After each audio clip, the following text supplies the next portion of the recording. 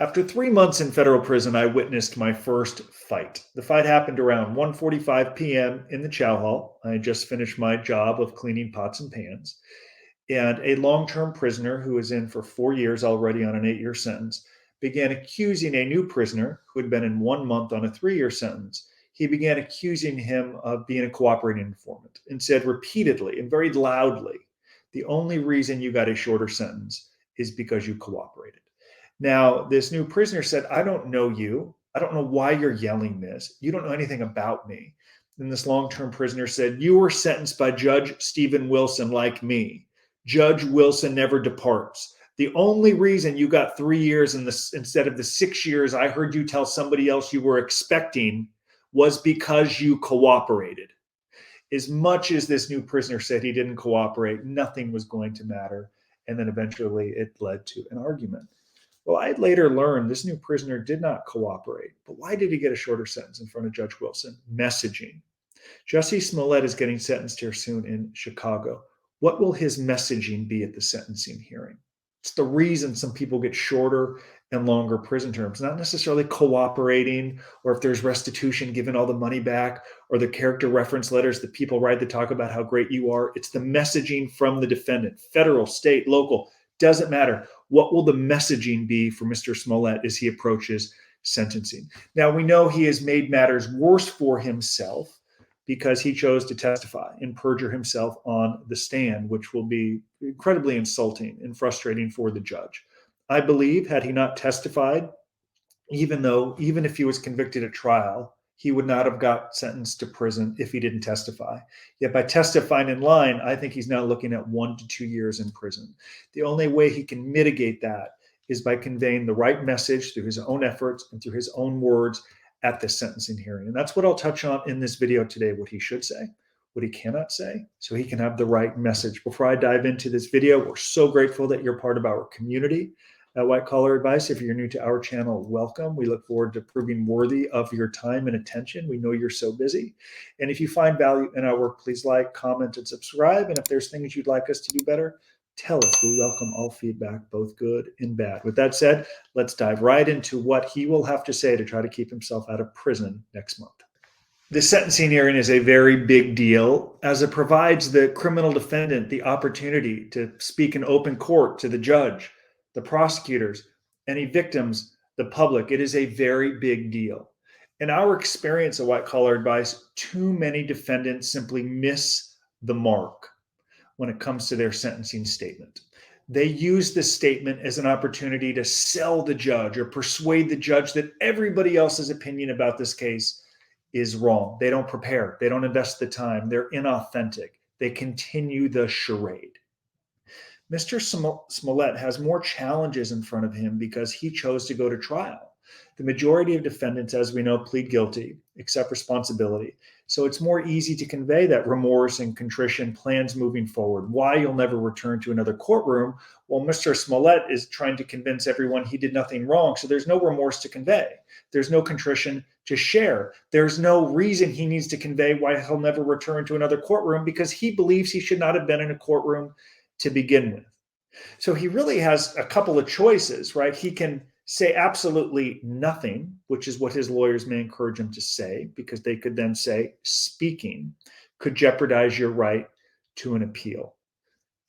We're of the opinion that even if you're convicted, you should still speak, presuming it's the right message, and do so without jeopardizing your right to an appeal. Well, what does that mean? What message does he have to convey?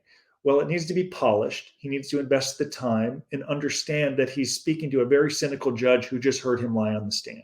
So while Mr. Smollett will not be acknowledging that he lied, what he must do is try to show that his version, his life's events are different than the government will articulate at a sentencing hearing. Because what is the government going to do?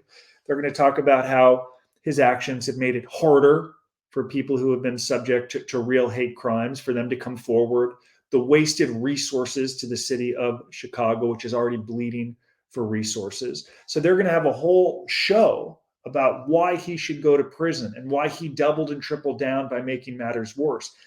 If he's preparing, he needs to take that into his calculus. He needs to understand what they're going to say. What he can say even if he doesn't acknowledge that he broke the law, is try to let the judge know through his own words that he knows this case has impacted his ability to contribute to continue to give back to his community, that the reputational fallout will severely hurt his position that he worked so hard to achieve as a celebrity.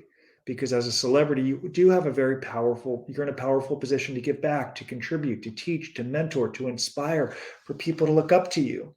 That has been damaged. And as a result of this case, that will impact his ability to continue to impact people, many of whom feel let down from him.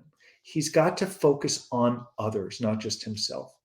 He's got to focus on his community, not just himself. If not, he can't say anything.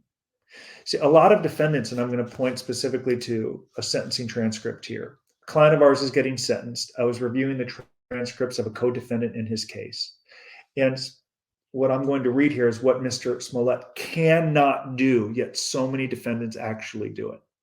In this case, the judge told the defendant, who is not our client, all right, you have the right to speak to me on any matter that you wish. So this is the defendant's opening statement to a judge at his sentencing. Could have said anything he wanted. Instead, he chose to focus on this. So the one thing that's really hurt me the most is how my actions have impacted those that are closest to me. So I'd like to take a quick opportunity to just thank all you guys for coming here today. Then he says, thank you for your unrelenting love and support. Mom, I hate that my actions have caused you this pain. Now, he may be telling the truth. He may absolutely be devastated and be ashamed that his actions have hurt those that love and support him. But is that the right message? Is that the first thing you want to say to a sentencing judge? Is the first thing that Mr. Smollett is going to say when given an opportunity to speak?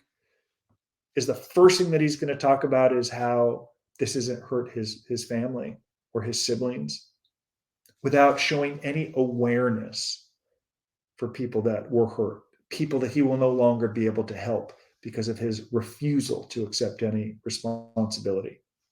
If he is going to take this approach that this defendant took of opening up about how his actions have impacted him and his family, he would be wise to say absolutely nothing at all.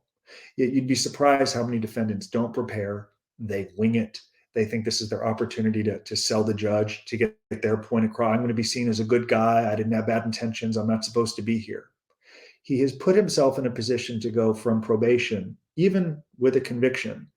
He has put himself in a position, because of his lying on the stand, to go to prison for 1, 2, and 3 years, to be made an example of. I think most people would argue, I'm sure some would disagree with me, there's no real need to deter. There's no deterrence factor here. In other words, some people need to be deterred from breaking the law. And the way they're deterred is by being thrown in prison. Well, there is a deterrence factor of showing others what happens, not just by breaking the law, but lying on the stand. They want to deter others. So an excuse the judge may use in sending him to prison is deterring others from engaging in such conduct by showing such disrespect to the court. Again, he could have said nothing. He chose to take the stand and lie. Messaging changes everything in a sentencing hearing. That prisoner I mentioned earlier in the video who got 3 years instead of 6 did not cooperate. It was his messaging. The long-term prisoner who was complaining got 8 years instead of 6 years, which is what the government wanted. But in hearing this prisoner, he complains all day. He blames others, accepts no responsibility, claims the judge was out to get him, the prosecutor was out to make his career on his case. Never spoke about the victims, people that were hurt by his actions. And it doesn't take Judge Wilson, who I know well because Judge Wilson also sentenced me to federal prison for 18 months. It doesn't take a genius to recognize judges know when a defendant's genuine. So I'll close by stating Jussie Smollett should either say nothing